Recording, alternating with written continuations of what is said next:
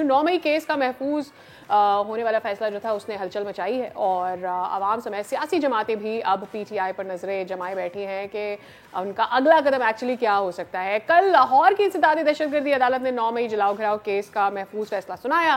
तहरीक इंसाफ के शाह महमूद कुरैशी, हमजा अजीम और 4 दीगर अफराद को शक का फायदा देते हुए बरी कर दिया। अदालत ने जुर्म साबित होने पर मुल्जिमान को सजा भी सुनाई। 9 मुल्जिमान हैं ऐसे जिनको सजा सुनाई गई। इनमें डॉक्टर यास्मीन राशिद, मियां महमूद रशीद, उमर सरफराज और दीगर को 10-10 साल कैद की सजा सुनाई गई है। 61 गवाहान की शहादतों पर प्रोसिक्यूशन ने ये बयानात कलमबंद किए गए थे। और अब पाकिस्तानी सियासत में क्या कुछ होने जा रहा है, लीगली ये चीज़ क्या होने जा रही है। वैसे पीटीआई ने तो कहा है कि जो बाकियों को भी सजा मिली है उनको भी they are going to challenge. तो हम जरा लीगली मामलात पे बात कर लेते हैं। हाफिज एहसान एडवोकेट हमारे साथ मौजूद होंगे और सियासी मामलात पे एहतशामुल हक से बात करेंगे। सबसे पहले हाफिज एहसान साहब, बहुत शुक्रिया सर आपके वक्त का, और एहतशाम साहब आपके वक्त का बहुत शुक्रिया। हाफिज साहब, कल जो महफूज फैसला था ये आया है, कुछ को सजाएं हुई हैं और कुछ को शक के बुनियाद पे छोड़ दिया गया है। मेरा पहला सवाल ये कि जिनको शक के बुनियाद पे छोड़ा गया है, क्या वो अपने आप को बिल्कुल फ्री महसूस करें? बिस्मिल्लाहिर्रहमानिर्रहीम। इसमें दो चीज़ें हैं। एक तो ये है कि अगर किसी भी एक्यूज को जो है वो कॉन्विक्ट हो गया है, और कल 2 फैसले आए हैं। एक सरगोदा एंटी टेररिज्म कोर्ट ने फैसला किया है, दूसरा लाहौर एंटी टेररिज्म कोर्ट ने फैसला किया है। उन फैसलों को लाहौर हाई कोर्ट के अंदर चैलेंज किया जा सकता है, और लाहौर हाई कोर्ट का डिवीजन बेंच जो है वो इन केसेस को सुनेगा। चूँकि सेक्शन 25 जो एंटी टेररिज्म एक्ट का है कि अगर कोई भी शख्स जो है उसे कॉन्विक्ट किया जाता है एंटी टेररिज्म कोर्ट के अंदर, तो वो हाई कोर्ट के अंदर अपील कर सकता है। और अगर हाई कोर्ट से अपील उसकी एक्सेप्ट नहीं की जाती तो वो सुप्रीम कोर्ट ऑफ पाकिस्तान के अंदर आर्टिकल 185 के नीचे जा सकता है।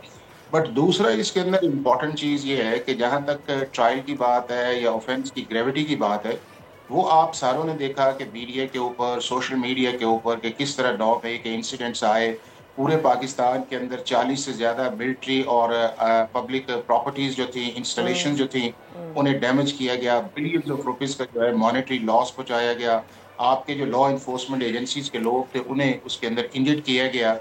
और उसके बाद फिर ये है कि एक पॉलिटिकल नैरेटिव क्रिएट किया गया कि हमें आर्टिकल 17 के नीचे जो है राइट ऑफ प्रोटेस्ट है या राइट ऑफ असेंबली हमें हासिल है। और दुनिया में किसी जगह भी अनप्रेसिडेंटेड इस तरह होता है कि आप एक मॉब की सूरत के अंदर जाएं और वहां के ऊपर जाके आप एक प्लान्ड एक्टिविटी करें। और ये भी आपने देखा है कि अगर ये इंसिडेंट 1 या 2 जगहों पे होते तो उसके अंदर एक बेनिफिट ऑफ डाउट होता था कि शायद ये इंडिविजुअल एक्ट है।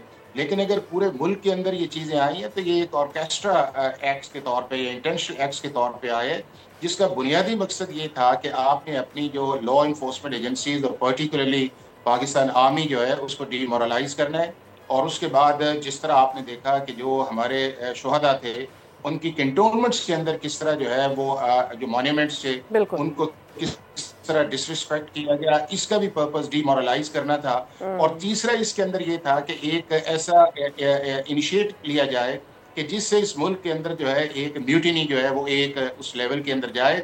और बाद के अंदर इसके अंदर एक पॉलिटिकल नैरेटिव जो है उसको क्रिएट किया गया। और उस क्रिएशन के बाद आपने देखा कि सुप्रीम कोर्ट में मामला गया। सुप्रीम कोर्ट ने जो है अनप्रेसिडेंटेड जो है मिलिट्री कोर्ट्स के ट्रायल जो है उनको सेटस कहा कि ये नहीं हो सकते। और जो एक 50 साल की लीगल स्टैंडिंग थी कि सुप्रीम कोर्ट ये करती आई है, कॉन्स्टिट्यूशनल प्रोटेक्शन है। और दुनिया के 35 ममालिक ऐसे हैं कि जहाँ के अंदर अगर कोई मिलिट्री लॉज की वायलेशन होती है तो सिविलियंस को ट्राई किया जा सकता है। बट अल्टीमेटली सुप्रीम कोर्ट ने अपील के अंदर उसको भी रिजॉल्व किया और कहा कि मिलिट्री कोर्ट्स के अंदर सिविलियंस को ट्राई हो सकता है। सब्सक्राइब करें और बेल दबाएं ताकि कोई खबर रह न जाए।